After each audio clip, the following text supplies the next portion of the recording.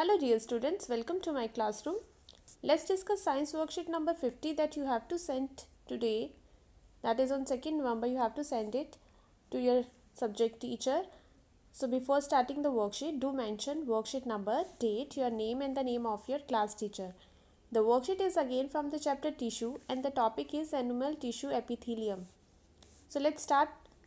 जिज्ञासा दीदी, does our body also get protected from outside by a tissue like in plants? जैसे हमने देखा कि प्लांट्स में टिश्यूज़ होते हैं जो उनको प्रोटेक्ट करते हैं फ्रॉम द आउटसाइड, तो ज्ञान पूछता है क्या हमारी बॉडी के पास भी ऐसा कोई टिश्यू है जो हमें प्रोटेक्ट करता है? सो ज्ञान, animals have epithelial tissue that cover the body and provide protection from outside. Their main function is to cover the body, internal organs and cavities within the body.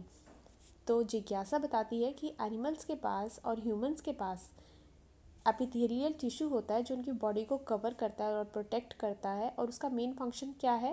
Body को cover करना और internal organs को cover करना और साथ में cavities को cover करना. It forms a barrier to keep different body system separate, और वो एज अ बैरियर एक रुकावट की तरह काम करता है.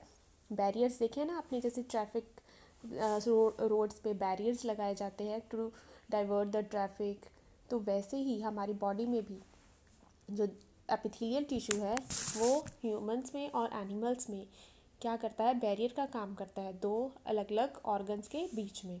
Therefore it provides protection to the body, the skin, the lining of mouth, lining of blood vessels, lung, alveoli etcetera are all made up of epithelial tissue. जितनी भी ऑर्गन्स की लाइनिंग है वो सभी किससे बनी हुई हैं? एपिथेलियल टिश्यू से.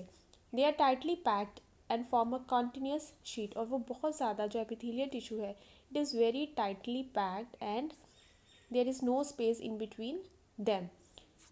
तो अगर हम देखेंगे तो इस तरह के सेल्स हैं और वो बहुत ज़्यादा आपस में टाइटली पैक्ड है कि बिल्कुल भी उनके बीच में स्पेस नहीं है. So they have small amount of cementing material between them and almost no intercellular spaces, और उनके बीच में कोई भी इंटरसेलुलर स्पेसेस नहीं है. आगे जो एपिथेलियल टिश्यू है it is of four main types. First is squamous. It is of four types: squamous epithelial tissue, cuboidal epithelial tissue, columnar epithelial tissue, stratified squamous epithelial and glandular. तो almost 5 हमारे जो epithelial tissue है we can categorize them into 5 types. So first is squamous epithelial and stratified squamous epithelial tissue. इन दोनों को हम basically एक ही उसमें consider करते हैं बिकॉज इनमें बहुत थोड़ा ही डिफरेंस है. So they are extremely thin and flat and form a delicate lining, the inner lining of mouth. तो देखिए यहाँ पे आपकी बहुत ज़्यादा जो सेल्स हैं they are very thin and form a delicate lining. और the inner lining of mouth कहाँ कहाँ पे है? माउथ की inner lining में, ईसोफेगस जो आपकी फूड पाइप है उसकी लाइनिंग में है, and cell lining of blood vessels, और एल्वुलाई जो आपके लंग्स में एल्वुलाई हैं उनकी lining, where diffusion of substances occur, and the squamous epithelial of the cell are arranged in many layers to form stratified squamous epithelial tissue prevent wear and tear.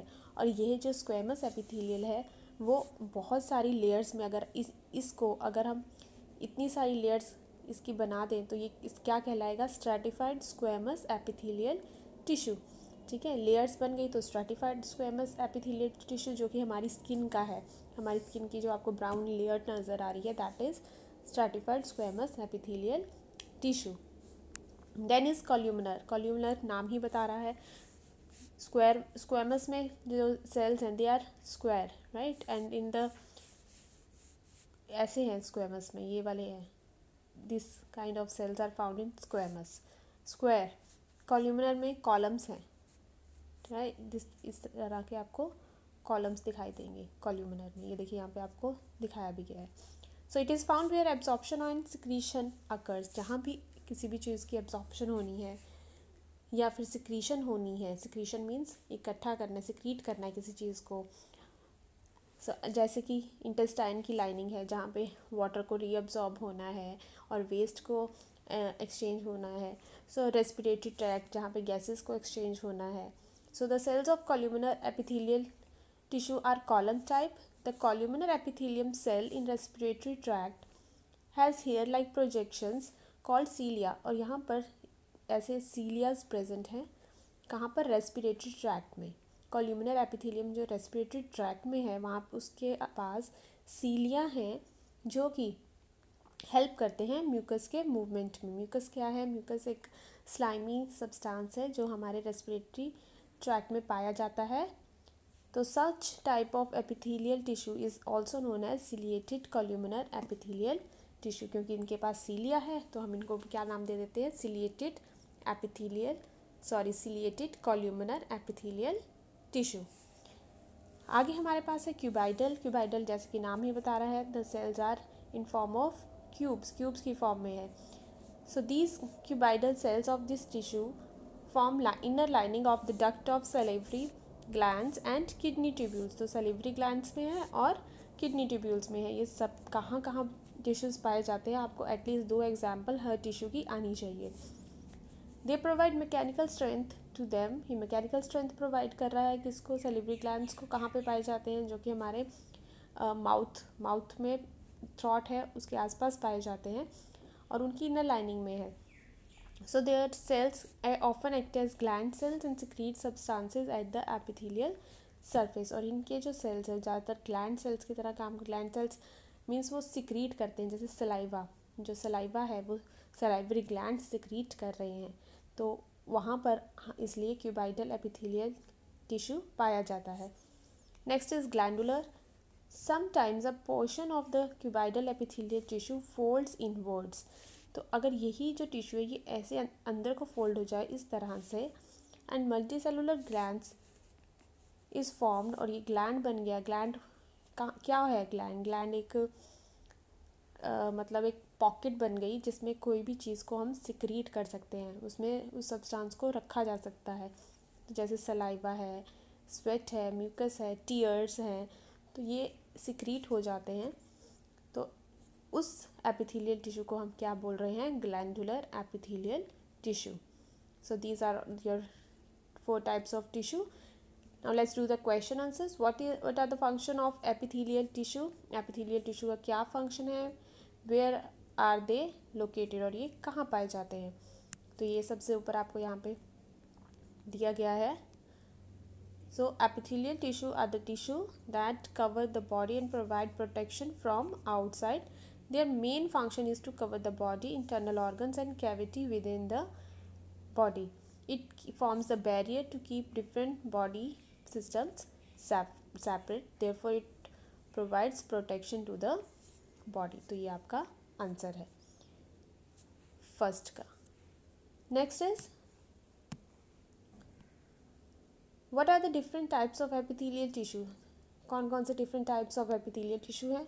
ये यहाँ पे आपको example ऊपर 4 types of epithelial tissue दिए हैं. ठीक है, तो ये आप यहाँ पे लिख सकते हैं. एक्चुअली 5 दिए गए हैं बट इन दोनों को हम सेपरेट भी लिख सकते हैं. अगर आप इकट्ठा लिखना चाहें तो इकट्ठा भी लिख सकते हैं. So these are basically the types of tissue. So mention them. Next is question. Where is columnar epithelial located. Columnar epithelial कहाँ पे है? कॉल्यूमिनर एपिथेलियल का फंक्शन क्या है? तो हमें कॉल्यूमिनर एपिथेलियल जो टिश्यू है उसकी लोकेशन को बताना है और उसके फंक्शन बताने हैं. सो it is found in the where absorption and secretion occurs. So it is found in the inner lining of the intestine and respiratory tract. और इसका आप फंक्शन यही है मेन कि absorption and secretion जहाँ भी होगी ये वहाँ पर पाया जाएगा. So its main function are absorption and secretion of the substances. Example mucus in the respiratory tract. Fourth question is differentiate between glandular and cuboidal epithelial tissue. तो ग्लैंडुलर और क्यूबाइडल में आपको डिफरेंस बताना है. तो यहाँ पे आपको ग्लैंडुलर टिश्यू जो एपिथेलियल टिश्यू दिया गया है तो इसका बताना है कि समटाइम्स जो क्यूबाइडल एपिथेलियल टिश्यू है अगर वो इनवर्ट फोल्ड हो जाए तो क्या फॉर्म ले लेगा? Glandular epithelium. किसके एग्जाम्पल आप यहाँ पे दे सकते हैं. और यहाँ पे आप क्यूबाइडल में these cuboidal cells of the tissue inner lining of the salivary gland and kidney tubule, they provide mechanical strength to them. तो इन दोनों के जो जो पॉइंट्स आपको दिए गए हैं वो दोनों आप लिख सकते हैं. either in paragraph form or in the lining form. So this is your worksheet.